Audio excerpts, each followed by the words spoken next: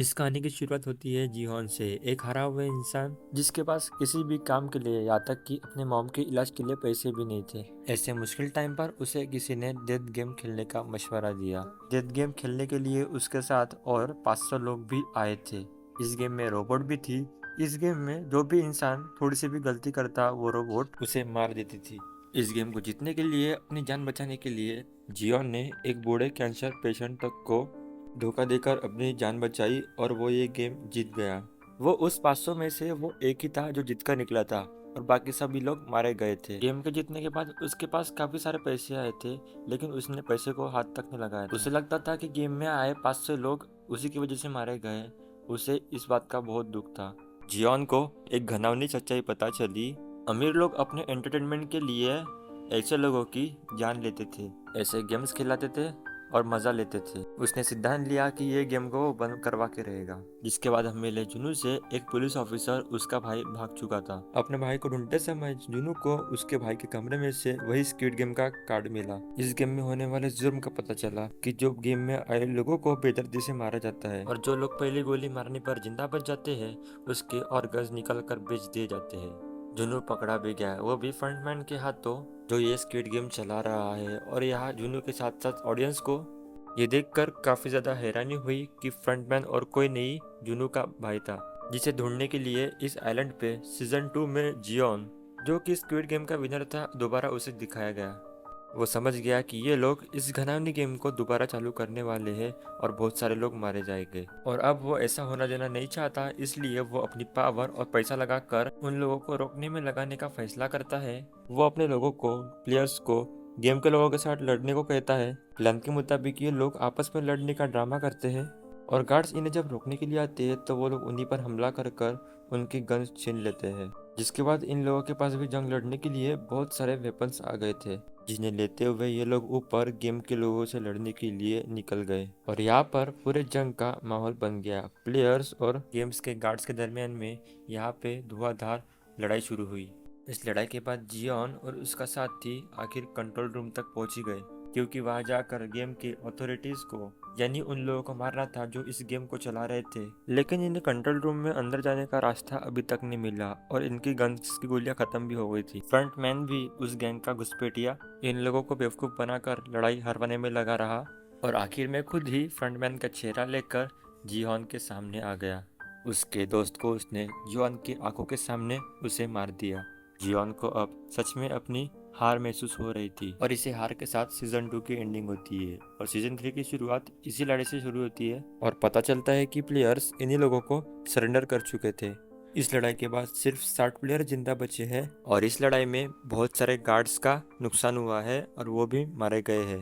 लड़ाई के बाद जियोन को हथकड़ी से बांध दिया जाता है और उसे गेम के अलावा किसी भी एक्टिविटी में शामिल होने की अनुमति नहीं है। सभी लोग यहाँ पर आकर अपने हार का दुख मनाते हैं और सब लोग बताते हैं कि ली की वजह से सब लोग जंग हारे हैं। ली ही नीचे से गन्स लेने आया था और डर की वजह से वो ऊपर जा ही नहीं सका। ऐसे इन लोगों के पास वेपन्स खत्म हो गए और वो लोग ये जंग हार गए। यहाँ पर वो तांत्रिक जियोन को वो बहुत ज्यादा चिढ़ाती है और कहती है, कहा था ना मैंने कि इससे कुछ नहीं होगा। गुस्से में आकर जियोन उसका गला पकड़ लेता है और उसे दबाने लगता है। सारे लोग तांत्रिक को बचा लेते हैं, लेकिन जियोन को गुस्सा बहुत ज्यादा था। उसने पूरी रात ली को घूरते हुए गुजार ली और उसकी आंखों से ली भी अब डरने लगा था। खैर अब वोटिंग हुई तो पता चला कि ज्यादा लोग अभी भी गेम को कंटिन्यू रखना चाहते थे। ये देखकर जियोन और भी ज्यादा दुखी हो गया। खैर अब गेम तो उन्हें खेलनी थी। ये लोग सुबह होते ही गेम खेलने के लिए गेम रूम की तरफ जब बढ़ते हैं तो कॉरिडोर से गुजरते समय उन्हें उन सभी लोगों की लाशें नजर आती है, फांसी से लटके हुए थे, जो कल वाली जंग में मारे गए थे। और ये नजारा सबको डराने के लिए काफी था।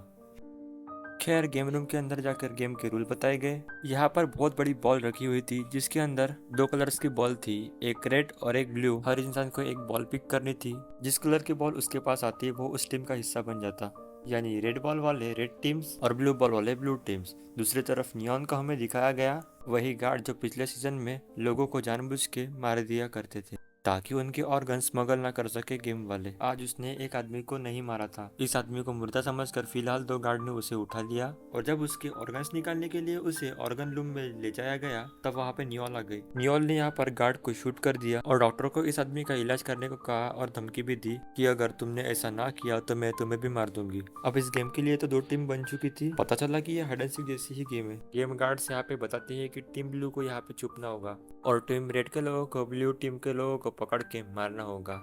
हर रेड टीम के इंसान को एक ब्लू टीम के इंसान को मारना जरूरी है, नहीं तो गेम के एंड पर जिस रेड इंसान ने किसी ब्लू को नहीं मारा होगा तो उसे ही मार दिया जाएगा। टीम रेड के सारे ही लोगों को नाइफ दिए गए थे मारने के लिए, जबकि टीम ब्लू को यहाँ पर कीज दी गई थी। ये कीज उन दरवाजों की थी जो अंदर बने हुए थे और इनके जरिए ये लोग छुप के अपनी जान बचा सकते थे। इसी वजह से इस गेम का नाम कीज एंड नाइफ था। मैं दिखाया गया कि इस टाइम जियोन के पास चाकू था क्योंकि वो रेड टीम में था, जबकि ली इसे सबसे ज्यादा गुस्सा उस पर था। वो ब्लू टीम में था और वो उसे मार भी सकता था, इसीलिए ली बहुत ज्यादा डर चुका था। अब फाइनली हमें जुनू का भी एक सीन दिखाया गया। जुनू अभी तक स्क्विड गेम वाले आइलैंड को ढूंढ रहा है। उसकी नाकामी की वजह उसका पार्टनर ही है क्योंकि वो उसे गलत गाइड कर रहा था, क्योंकि ये पार्टनर उसी के भाई इनो का, जो कि फ्रंटमैन भी है और उसी का भेजा हुआ आदमी भी है। फ्रंटमैन यानी उन्होंने अपने भाई जुनू की हिफाजत के लिए और इस आइलैंड को छुपाने के लिए ही एक स्पेशल प्लानिंग के तहत उस आदमी को जुनू के साथ लगाया था। खैर दोबारा हमें गेम का सीन दिखाया गया। गेम में सभी ब्लू टीम के लोग शोर मचा रहे थे क्योंकि उनके मरने के और हारने के चांसेस ज्यादा थे। टीम गार्ड्स उन्हें कहती है कि अगर आप चाहो तो रेड टीम वालों के साथ आप अपने आप को एक्सचेंज कर सकते हो। बहुत से लोगों ने ऐसा करने की कोशिश की लेकिन वो नाकाम रहे। अब टीम गार्ड्स ने सभी ब्लू टीम को पहले गेम एरिना के अंदर जाने को कहा ताकि उन्हें छुपने का मौका मिल जाए। ये एरिना बिल्कुल भूल भुलैया जैसा था जिसके अंदर बहुत सारे कमरे थे और इनके दरवाजे लॉक थे। इन लोगों को किस दरवाजे की चाबी दी थी उस दरवाजे को ढूंढकर उसके अंदर छुपना था। यहाँ पर हमें दिखाया गया कि डेनी जो कि प्रेग्नेंट थी उसकी मदद अभी भी कैट और यान कर रहे थे। बाहर हमें दिखाया गया कि सभी रेड टीम अंदर जाने के लिए तैयार थी और जियोन के सर पे सिर्फ ली को ही मारने का भूत सवार था। ली भी ये जानता था, इसलिए वो अपनी जान बचाने के लिए ज्यादा जल्दी छुपने की कोशिश कर रहा था। रेड टीम के अंदर कुछ लोग ऐसे भी थे जिन्हें किसी को भी मारने की बिल्कुल भी हिम्मत नहीं थी, तो ऐसे में उन्होंने ड्रग्स ले लिए और फिर अपने शिकार को यानी कि ब्लू टीम के लोगों को ढूंढने लगे। जियोन तो अब ली को ही ढूंढ रहा था, जबकि दिखाया गया है कि दूसरी तरफ ब्लू टीम के लोग किसी तरह दरवाजे को खोलने की कोशिश कर रहे थे। ऐसे में ये लोग नोटिस करते हैं कि दरवाजे के लॉक के ऊपर कुछ खास किस्म की शेप बनी हुई है और ऐसी ही शेप उनकी चाबियों पर भी बनी है, यानी ये लोग ट्रायंगल वाली चाबी से ट्रायंगल वाला दरवाजा ही खोल सकते थे। इधर हमने कैट योंग और डैनी को देखा जिनके पास तीनों तरह की कीज थी। ये देखकर वो बहुत खुश हो गए। अब वो कोई भी दरवाजा खोल सकते थे और अपनी जान बचा सकते थे। यहाँ तक कि ये लोग वो स्पेशल डोर भी खोल सकते थे जो तीनों चाबियों से ही खुलना था और वहाँ से डायरेक्ट अपनी जान बचा सकते थे। इस तरह डैनी को अब ज्यादा मेहनत भी न करनी पड़ती। ये दोनों भरोसा करके ये चाबियां कैट को दे देते हैं ताकि वो जल्दी से स्पेशल डोर ढूंढ कर आ सके।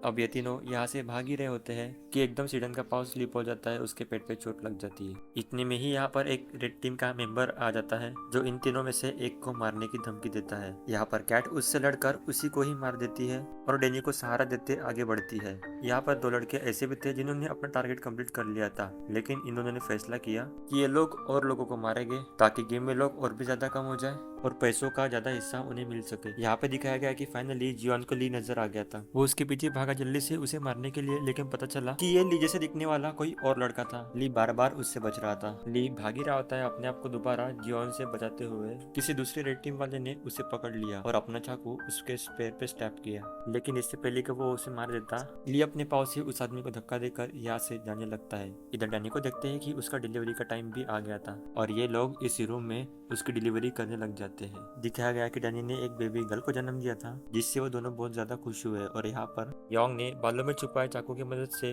डैनी की भी कॉर्ड को काट दिया। अब दूसरी तरफ फ्रंटमैन को उसके आदमी की कॉल आती है कि जुनू उनका भाई अभी भी किस स्क्विड गेम वाले आइलैंड को ढूंढने में अभी भी लगा हुआ है, वो अपने इरादे से पीछे नहीं हट रहा। तो फ्रंटमैन उसे कहता है चाहे जो कुछ भी हो जाए तुम्हें उन्हें इस आइलैंड तक पहुंचने नहीं देना होगा और अगर वो यहाँ तक पहुंचने में किसी तरह कामयाब हो भी गए तो तुम सबको मार देना। दूसरी तरफ दिखाया जाता है कि नियोल ने जिस आदमी को बचाने की कोशिश की थी उस आदमी को भी होश आ गया था। नियोल उससे अपनी आइडेंटिटी छुपाना चाहती थी, इसलिए उसने अपना मास्क पहन लिया, लेकिन उसके होश में आते ही नियोल ने डॉक्टर को मार दिया ताकि यह आदमी इस डॉक्टर का भेस ले सके। ये आदमी असल में उस बच्ची का डैड था जो बच्ची नियोल की दोस्त थी और उस बच्ची को ब्लड कैंसर था। उसी की इलाज के लिए ये आदमी यहाँ पे पैसा जमा करने आया था। फिर सीन्स दोबारा गेम की तरफ शिफ्ट होते हैं जहाँ हमें दिखाया जाता है कि जुनू बहुत ही ज्यादा गुस्से में था। जुनू के सामने इस टाइम वो तांत्रिक आ जाती है जिसे वो गुस्से में मारने ही वाला होता है। तो तांत्रिक उससे कहती है, तुम तो ली को मारना चाहते थे ना, मैंने उसे अभी ऊपर की तरफ जाते देखा है, उसका पाँव बहुत ज्यादा जख्मी है, वो ज्यादा दूर गया भी नहीं होगा। ये सुनकर जियोन उसके पास चला गया और यहाँ पे उनके दरमियान बहुत बुरी फाइट हुई जिसमें आखिर जियोन ने ली को मार ही दिया। ली को बचाने के बावजूद भी तांत्रिक तो बचती ही नहीं क्योंकि यहाँ पर एक दूसरा आदमी आकर उसे मार देता है। डैनी और यांग को बचाते बचाते कैट भी अपनी कुर्बानी दे देती है और उसकी मौत से इन दोनों को बहुत बुरा लगता है। इतने ही देर में यांग का बेटा आकर अपने मॉम से डैनी को मारने को कहता है ताकि उसकी जान बच जाए, लेकिन उसका मॉम उसका साथ नहीं देती। डैनी को बचाती है वो। अब वो लड़का डैनी को मारने के लिए जबरदस्ती करने वाला था लेकिन उससे पहले ही गेम टाइम खत्म हो गया और गेम गार्ड्स ने यहाँ आकर उस लड़के को शूट कर दिया। उसकी माँ के आंखों के सामने इन लाशों को यहाँ से ले जाया गया और सभी लोग अपने लॉन्च में आगे जहाँ आते सभी ही जियोन को बांध दिया गया और उन सभी को उनकी जीती हुई अमाउंट दिखाई गई। ये काफी ज्यादा थी, हर एक के खाते में अच्छी खासी अमाउंट आ रही थी। योंग सभी को विनती करने लग जाती है कि गेम को बंद करने के लिए वोट करो, अब लालच ना करो, सबकी जान बच जाएगी, अपने लिए नहीं तो कम से कम डैनी उसको छोटे बच्चे के लिए रहम करो जो पैदा होते ही इस गेम का हिस्सा बन गई है। लेकिन कोई उसकी बात नहीं सुनता और काफी ज्यादा लोग गेम को कंटिन्यू रखने का फैसला करते हैं और ये सुन के योंग पूरी तरह टूट जाती है। वो रात में डैनी की बेटी से प्यार करती है और जॉन के पास आती है और वो जियोन से वादा लेती है कि तुम इस गेम में आखिर तक खेलोगे ताकि तुम डैनी और उसकी बेटी की मदद कर सको। ये वादा लेकर वो यहाँ से चली जाती है। वो रात में सुसाइड कर लेती है यानी अपनी जान ले लेती है और उसकी ये हरकत सभी प्लेयर्स को बहुत बुरा धचका दे देती है। खैर अगली गेम का टाइम आ जाता है। गेम बहुत सिंपल थी, इन्हें ड्रॉप के ऊपर से जंप करनी थी और ऐसे ही करते करते इन्हें आगे जाना था, ब्रिज को क्रॉस करना था। इनकी एक छोटी सी गलती इनकी जान ले लेती थी। सभी ये पार करना शुरू करती है। ये गेम को देखने के लिए बहुत सारे वीआईपी आए हुए थे जो इन लोगों के बिहेवियर्स को नोटिस करते हुए इन पर शर्त लगा रहे थे। अब दूसरी तरफ फाइनली जुनू की यानी इस ऑफिसर की इस आइलैंड की तलाश खत्म हो जाती क्योंकि इस मर्तबा वो जिस आइलैंड के पास था उसने आइलैंड की पहाड़ी को पहचान लिया था। ये वही पहाड़ी थी जहाँ से पिछले सीजन में उसके भाई इन्होंने उसे शूट किया था। सीन कट होकर दोबारा गेम की तरफ शिफ्ट हो जाती है और दिखाया गया कि एक लड़का बुरी तरह लड़खड़ा रहा था। उसने अपने आप को बचाने के लिए ब्रिज को पकड़ा लेकिन फाइनली यही हुआ और आखिर अपने आप को स्टेबल न कर सका और नीचे गिरकर उसकी मौत हो गई। सभी उसके पीछे के लोग डर कर और भी ज्यादा होशियार हो गए और बड़ी ही एहतियात से ब्रिज को पार करने लगे। अंदर जो वीआईपीज थे जो गेम देख रहे थे उन्होंने फैसला किया कि वो छोटी बेबी जो डैनी की बच्ची थी वो भी एक प्लेयर के तौर पे काउंट होगी और उसे भी खेलना पड़ेगा और अब वो कैसे खेल सकती थी। और यहाँ पे डैनी जियोन से मदद मांगती है और जियोन मदद के लिए मान भी जाता है। वो अपना जैकेट उतारकर उसका बेबी बैग बनाते हुए उस बच्ची को अपने सीने से बांध लेता है और फिर गेम शुरू कर देता है। और सभी लोग जब ब्रिज पार कर रहे थे तो एक साथ सभी को जंप करना बहुत मुश्किल हो रहा था। कोई एक अगर गिरने वाला होता तो अपने आप को बचाने के लिए वो दूसरे को पकड़ लेता और ऐसे दूसरा भी उसके साथ गिरकर मारा जाता। यहाँ तक कि कोई तो अपने आप को स्टेबल करने के लिए दूसरे को ही वो गिरा देते थे और बस ऐसे ही ये गेम चल रही थी। जियोन भी अपने आप को बचाने के लिए सामने वाले आदमी को गिरा कर उसकी जान ले लेता है क्योंकि वो आदमी डरपोक था और उसने जियोन का रास्ता बहुत टाइम से ब्लॉक किया हुआ था। और फाइनली जियोन ने भी ब्रिज क्रॉस कर लिया और एंड में थी डैनी जो इस ब्रिज को पार नहीं कर पाई और इस गेम के एंड में वो भी मर जाती है जिसकी मौत देख के दूर से जियोन बिल्कुल टूट जाता है। यहाँ पर वीआईपी फैसला करती है कि बेबी जियोन के साथ ही खेलेगी। उधर नियोन जो भागने की तैयारी में थी उसे मास्क पहने ऑफिसर नोटिस कर लेते हैं और उन्हें रोकने के लिए उन पर गार्ड से हमला करवा देते हैं जबकि अब सभी बचे प्लेयर्स दोबारा लॉन्च में आ जाते हैं। यहाँ जब सबको पता चलता है कि डैनी के मरने के बाद भी उसके हिस्से के पैसे उसकी बेटी के पास जाएंगे और इन प्लेयर्स को नहीं दिए जाएंगे तो सभी प्लेयर्स बहुत ज्यादा गुस्से में आ जाते हैं। यहाँ तक कि वो लोग तो इस मासूम बच्चे को मारने तक का प्लान कर देते हैं लेकिन गार्ड्स की वजह से इस बच्चे की जान बच जाती है। लेकिन इस बच्चे का जिंदा रहना इन प्लेयर्स के लिए अच्छा था नहीं, इसलिए उन्होंने फैसला किया कि जियोन के साथ साथ वो इस बच्ची को भी अगले गेम से पहले ही इन्हें मार देंगे। अब जाहिर सी बात है कि गेम के लोगों को यानी फ्रंटमैन को इनके ऊपर नजर रख रहा था और उसको सारी खबर हो जाती है फाइनल राउंड से पहले। अब फ्रंटमैन जियोन को अपने ऑफिस में मिलने के लिए बुलाता है और जियोन ये देखकर शॉक हो जाता है कि फ्रंटमैन और कोई नहीं बल्कि इनो है जिसे वो गेम के स्टार्ट से दोस्त समझ रहा था और उसे हमदर्दी दिखा रहा था। उसकी तो मौत की खबर भी गेम वालों ने कंफर्म कर दी थी और वो उस पर बहुत दुखी था। लेकिन अब उससे फ्रंटमैन के तौर पे अब देखकर जियोन का सबकी ओर से एतबा खत्म हो गया। फ्रंटमैन जियोन को बताता है कि मैंने तुम्हें एक डील देने के लिए यहाँ पे बुलाया था।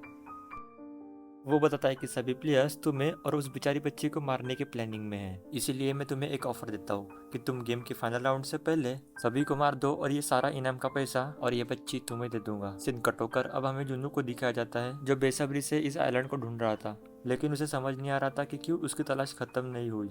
उसे पता चला कि उसका ही एक साथी उसे धोखा दे रहा था, उससे भटका रहा था। वो असल में उनो का साथी था, उनो का बंदा था और उनो को ही ये खबरें देते हुए पकड़ा गया। जुनू उससे गुस्से में और जोश में लड़ने लगा। ये आदमी भी सबको मारने का ही इरादा रखता था।